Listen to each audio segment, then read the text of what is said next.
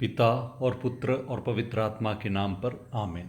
यीशु मसीह में प्यारे भाई और बहनों, आज हम मिशन रविवार मना रहे हैं। क्या है मिशन? मिशन वाक्य का शब्द का अर्थ है टू सेंड, भेजा जाना। यूहन्ना के पहले पत्र के 4 अध्याय के 14वें वाक्य में हम ये पढ़ते हैं, पिता ने अपने पुत्र को संसार के मुक्तिदाता के रूप में भेजा। पिता ईश्वर ने अपने पुत्र ईश्वर को इस दुनिया में भेजा। क्यों भेजा? संसार की मुक्ति के लिए भेजा। संसार को, मनुष्य को किससे मुक्ति चाहिए थी? पाप से मुक्ति चाहिए थी। पाप के फल मृत्यु से मुक्ति चाहिए थी और शैतान से मुक्ति चाहिए थी। पिता ईश्वर ने अपने पुत्र को इस दुनिया में मनुष्य बनाकर भेजा कि ये यीशु मसीह अपने जीवन से, अपने क्रूस भोग से, पीड़ा सहन से और मृत्यु से और पुनरुत्थान से मनुष्य को पाप, मृत्यु और शैतान से मुक्ति दिला सके। यीशु मसीह ने हमें मुक्ति दिलाई और पिता ईश्वर ने यीशु मसीह के नाम पर पवित्र आत्मा को भी भेजा ताकि हम सबको पिता ईश्वर अपने बच्चे की तरह गोद ले सके। इसलिए पवित्र आत्मा को हमारी आत्मा में पिता ईश्वर ने दान दिया, जिसके द्वारा कि हम उनके पुत्र बन सकें, यीशु मसीह के भाई बन सकें। यूहन्ना के सुसमाचार 20वें अध्याय के 21वें वाक्य में हम पढ़ते हैं यीशु मसीह का वचन। वे कहते हैं, जिस प्रकार पिता ने मुझे भेजा उसी प्रकार मैं तुम्हें भेजता हूँ। पिता ईश्वर ने इस संसार को मुक्ति के लिए अपने पुत्र को भेजा। उसी प्रकार मुक्ति का ये संदेशा दुनिया भर में पहुंचाने के लिए और सब लोगों को मुक्ति के लिए स्वीकार करने के लिए, न्योता देने के लिए पुत्र ईश्वर यीशु मसीह ने अपने शिष्यों को दुनिया के कोनों कोनों में भेजा। उदाहरण के लिए पुराने नियम में ईश्वर जल प्रलय के द्वारा पूरी भूमि को, जो कि पाप से इतने बढ़ गई थी, उसको मिटाने के लिए, लोगों को दंड देने के लिए जल प्रलय भेजते हैं। लेकिन जो कुछ भी इस जल प्रलय से बचना चाहता था, उसके लिए नूह ने एक बड़ा पोत बनाया, आर्क बनाया, और जो भी ईश्वर पर विश्वास करते हुए अपने पापों के लिए पश्चाताप करके एक नया जीवन शुरू करना चाहे, वो उस पोत में प्रवेश कर सकता था नूह की तरह। उसी प्रकार ईश्वर ने अपने पुत्र को भेजा, पूरी दुनिया को बचाया, हर मनुष्य को बचाया, लेकिन हर मनुष्य को भी अपनी तरफ से चुनना पड़ेगा, क्योंकि हर इंसान स्वतंत्र है।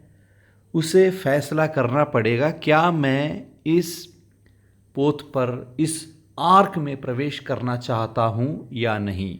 और दूसरा उदाहरण, यदि चर्च को हम एदन की वाटिका की तरह माने, ये गिरजाघर चर्च, हम सोचें कि वो ईडन गार्डन है, उसके अंदर आदम और हव्वा थे, लेकिन जब उन्होंने पाप किया तो उन्होंने खुद उस चर्च से बाहर जाने का फैसला लिया, क्योंकि वो ईश्वर से मुक्ति चाहते थे, अपनी मन की करना चाहते थे, अपनी आज़ादी चाहते थे, और वो चर्च से बाहर हो गए।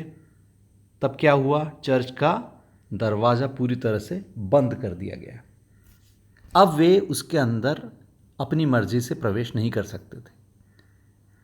ईश्वर ने अपने पुत्र को भेजा और ईश्वर ने उस चर्च के बंद दरवाजे को खोल दिया। स्वर्ग का दरवाज़ा उन्होंने खोल दिया और चर्च के दरवाजे पर खड़े यीशु मसीह सब लोगों को आमंत्रित कर रहे हैं, न्योता दे रहे हैं कि आओ, चर्च के अंदर आओ, पिता के घर में आओ। हम सब जो बाहर हैं, हम सबको प्रभु ने मुक्ति इस प्रकार दी है। उन्होंने चर्च का दरवाज़ा खोल दिया है, जो कोई भी चाहे वो अंदर जा सकता है, लेकिन सबसे पहले उसे यीशु मसीह पर विश्वास करना होगा कि यीशु मसीह ईश्वर हैं, यीशु मसीह हमारे मुक्तिदाता हैं। इस बात को स्वीकार करना पड़ेगा, बोलना पड़ेगा और ये मानना पड़ेगा कि यीशु मसीह पिता ईश्वर द्वारा भेजे गए हैं, और ये भी स्वीकार करना पड़ेगा कि पिता ईश्वर के द्वारा भेजे हुए पवित्र आत्मा को मुझे पाने के लिए पहले यीशु मसीह पर विश्वास करना है और मुझे बैप्टिज्म स्वीकार करना है, जो कि ये दर्शाता है कि मैं पूरी तरह से यीशु मसीह पर विश्वास करता हूँ, अपने पापों के लिए पछतावा करता हूँ और ईश्वर का पुत्र बनना चाहता हूँ, क्योंकि पिता ईश्वर के लिए एक ही रास्ता यीशु मसीह है। इसीलिए जो भी इस बात को स्वीकार करता है वह चर्च के अंदर आ सकता है, अर्थात स्वर्ग के अंदर आ सकता है। तो मुक्ति का यही संदेशा दुनिया भर में पहुंचाने के लिए कि सब लोगों को पिता ईश्वर ने मुक्ति दी है अपने पुत्र के द्वारा और पवित्र आत्मा के द्वारा, लेकिन आप सबको इस मुक्ति को स्वीकार करने के लिए मुक्तिदाता पर विश्वास करना चाहिए। और यही संदेशा दुनिया भर में यीशु मसीह के शिष्यों ने फैलाया। यूहन्ना के सुसमाचार 3 अध्याय के 16 से लेकर 18 तक के वाक्य में, ईश वचन में हम यही पढ़ते हैं। सुसमाचार क्या है? ईश्वर ने संसार को इतना प्यार किया कि उसने उसके लिए अपने इकलौते पुत्र को अर्पित कर दिया, जिसे जो उसमें विश्वास करता है उसका सर्वनाश न हो बल्कि अनंत जीवन प्राप्त करे। ईश्वर ने अपने पुत्र को संसार में इसलिए नहीं भेजा कि वह संसार को दोषी ठहराए, उसने उसे इसलिए भेजा है कि संसार उसके द्वारा मुक्ति प्राप्त करे। जो पुत्र में विश्वास करता है वह दोषी नहीं ठहराया जाता है, जो विश्वास नहीं करता वह दोषी ठहराया जा चुका है, क्योंकि वह ईश्वर के इकलौते पुत्र के नाम में विश्वास नहीं करता। यीशु मसीह के द्वारा भेजा गया हर शिष्य वो कौन है? प्रेरित है, वो मिशनरी है। और हम सब जिन्होंने बपतिस्मा के समय विश्वास किया है, यीशु मसीह पर विश्वास किया है, हम सब कौन हैं? हम सब प्रेरित बन चुके हैं, हम सब मिशनरी हैं। और हम सब के जीवन का मकसद यही है कि हमें भी मुक्ति का ये संदेश जितने भी लोगों से हो सके फैलाना है, पूरी दुनिया भर में फैलाना है। हमें क्या क्या दूसरों को क्या संदेशा देना है?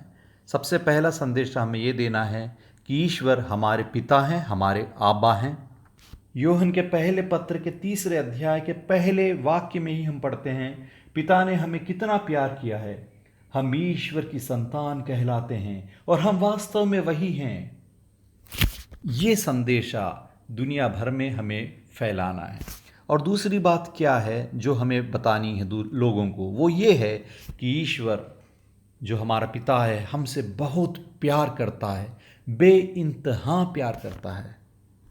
यूहन्ना के सुसमाचार 17वें अध्याय के 23वें वाक्य, जॉन 17 के 23 में यीशु मसीह पिता से ये प्रार्थना करते हैं और कहते हैं, मैं उनमें रहूं और तू मुझ में, जिससे वे पूर्ण रूप से एक हो जाएं और संसार यह जान ले कि तूने मुझे भेजा और जिस प्रकार तूने मुझे प्यार किया उसी प्रकार उन्हें भी प्यार किया। जिस प्रकार पिता ईश्वर ने पुत्र यीशु मसीह को प्यार किया है, वही उसी तरह का प्यार, उसी समान प्यार हम सबसे भी किया है।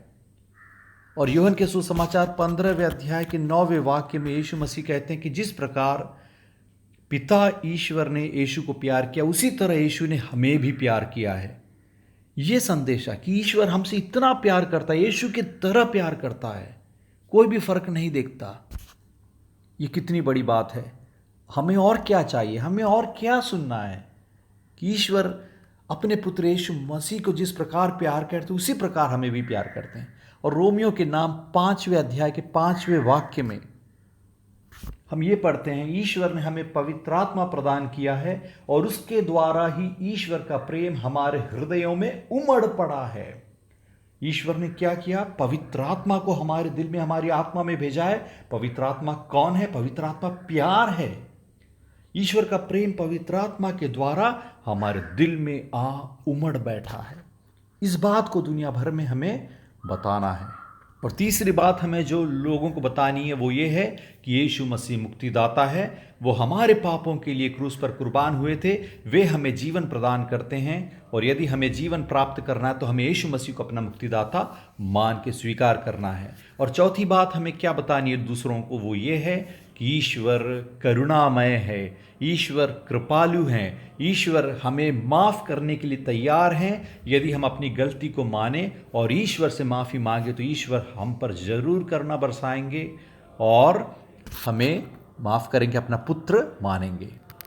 अब हम ये सोचना है कि हमें क्यों प्रीच करना है, क्यों दूसरों के जीवन में संदेशा देना है। इसका पहला कारण ये है कि स्वयं यीशु मसीह ने हमसे ये कहा है कि दुनिया भर में जाकर संदेशा फैलाओ। मैथ्यू के सुसमाचार 28वें अध्याय के 19 और 20वें वाक्य में हम ये पढ़ते हैं कि तुम लोग जाकर सब राष्ट्रों को शिष्य बनाओ और उन्हें पिता, पुत्र और पवित्र आत्मा के नाम पर बपतिस्मा दो। मैंने तुम्हें जो जो आदेश दिए हैं तुम लोग उनका पालन करना, उन्हें सिखलाओ और याद रखो मैं संसार के अंत तक सदा तुम्हारे साथ हूँ। यीशु मसीह ने आज्ञा दी है, आदेश दिया है कि पूरी दुनिया भर में जाओ और मुक्ति का ये संदेशा दूसरों में बांटो, फैलाओ और उन्हें पिता के घर में बुलाओ। पिता का घर क्या है? चर्च। और हमें क्यों सुसमाचार का प्रचार करना, इसका दूसरा कारण है कुरिन्थियों के नाम पहले पत्र के 9वें अध्याय के 16वें वाक्य में, 1 Corinthians 9:16 में संत पौलुस हमें ये याद दिलाते हैं, हमसे ये कहते हैं कि यदि मैं सुसमाचार का प्रचार ना करूं तो मुझे धिक्कार है, धिक्कार मुझे यदि मैं सुसमाचार का प्रचार ना करूं। और तीसरा कारण सुसमाचार के प्रचार का यह है कि जो कुछ भी मुझे मिला है, इतना बड़ा गिफ्ट मुझे प्रभु ने दिया है, इतनी बड़ी उदारता, प्यार मुझसे प्रभु ने दिखाई है, तो इस बात को मुझे दूसरों में भी बांटनी चाहिए। ऐसा नहीं कि मैं ये सब अपने में समा के रखूं, मैं इतना मतलबी और स्वार्थी नहीं हो सकता। यदि मुझे कुछ अच्छा मिला है तो मुझे दूसरों में बांटना है। माता पिता को भी कुछ अच्छा मिलता है तो वो क्या करते हैं? सबसे पहले अपने बच्चों में बांटते हैं, अपने दोस्तों को बताते हैं कि ये अच्छा है, ये पुस्तक अच्छी है, इसे पढ़ो, ये चीज़ अच्छी है, खाने के लिए अच्छी है, इसे खाओ, ये जगह अच्छी है, वहाँ जाओ, देखो। उसी प्रकार जो हमें इतना बड़ा मुक्ति मिला, हमें मुक्ति मिली है, हमें मुक्तिदाता मिला है, हमें नया जीवन मिला है, तो क्यों हम अपने में सीमित रखें? हमें दूसरों को भी बताना चाहिए, दूसरों में बांटना चाहिए, दूसरों को न्योता देना चाहिए कि ये अच्छी बात है, तुम भी इसे स्वीकार करो। और चौथी बात यह है कि विश्वास सुनने से उत्पन्न होता है। ईश्वर का वचन सुनने से ही, मसीह का वचन सुनने से ही विश्वास उत्पन्न होता है दूसरों में। अभी भी भारतवर्ष में और दुनिया भर में ऐसे इतने लोग हैं जिन्होंने यीशु मसीह का नाम तक नहीं सुना है। तो ये हमारी गलती है यदि उन्होंने तो यीशु मसीह का नाम नहीं सुना है, यदि उन्होंने मुक्तिदाता को नहीं जाना है तो ये हमारी गलती है। यदि वो ये नहीं जानते कि पिता ईश्वर हैं, ईश्वर प्रेम है, हमें बचाना चाहते हैं, हमें अपना बच्चा बनाना चाहते हैं, हमें पापों से बचाना चाहते हैं, हमें मुक्ति देना चाहते हैं, यदि इस बात को हम दूसरों को नहीं बताएंगे तो वो कैसे ईश्वर को जानेंगे? वो कैसे यीशु मसीह को पहचानेंगे, मुक्तिदाता को जानेंगे? वो तो अंधकार में जीते रहेंगे। उन्हें अंधेरे से रोशनी में लाना है, मृत्यु से जीवन की ओर लेके जाना है, असत्य से सत्य की ओर लेके आना है। तो हमें क्या करना है? हमें दूसरों के जीवन में यीशु मसीह का वचन सुनाना है। और यीशु मसीह का वचन सुनेंगे तो उनमें बदलाव आएगा, वो उनमें विश्वास उत्पन्न होगा। वो प्रभु का कार्य है, वो पवित्र आत्मा उनके दिल में विश्वास को पैदा करेंगे। हमें सिर्फ उनका प्रचार करना है, यीशु मसीह का नाम दूसरों को बताना है, बाकी काम पवित्र आत्मा कर लेंगे। दूसरों के दिल में पवित्र आत्मा बरसात करेंगे। हमें तो फिर वचन का बीज बोना है। पवित्र आत्मा की वर्षा से, पानी से वो बीज बड़ा पेड़ बनेगा, जरूर बनेगा। हमें प्रभु का वचन सुनाना है और ये वचन के द्वारा दूसरों में विश्वास पैदा होगा। लेकिन यीशु मसीह के वचन का प्रचार, सुसमाचार का प्रचार हमें ना केवल वचन के द्वारा, सुसमाचार के प्रचार के द्वारा, भाषण के द्वारा देनी है, हमें अपने जीवन के साथ सबसे पहले अपने जीवन के द्वारा सुसमाचार का प्रचार करना है। यदि हमारे जीवन में अच्छाई है, वर्च्यूज हैं, गुण हैं, प्रभु पवित्र आत्मा के वरदान हैं हमारे जीवन में, फल हैं हमारे जीवन में, तो हमें देखकर यदि हमें यीशु मसीह की तरह प्यार है, दयालु हैं, यीशु मसीह की तरह दूसरों के लिए जीने के लिए, मरने के लिए यदि हम तैयार हैं, तो हमारा जीवन देखकर दूसरों में बदलाव आएगा। वे पूछेंगे कि तुम कैसे इतने अच्छे जी सकते हो। तब हम बता सकते हैं कि हम यीशु मसीह पर विश्वास करते हैं और यीशु मसीह पवित्र आत्मा के द्वारा हमें ये ऐसी शक्ति देते हैं कि हम यीशु मसीह की तरह जी सकें, बन सकें। तो हमारे जीवन के द्वारा सबसे पहले सुसमाचार का प्रचार करना है और उसके बाद हमें प्रभु का वचन दूसरों को बताना है।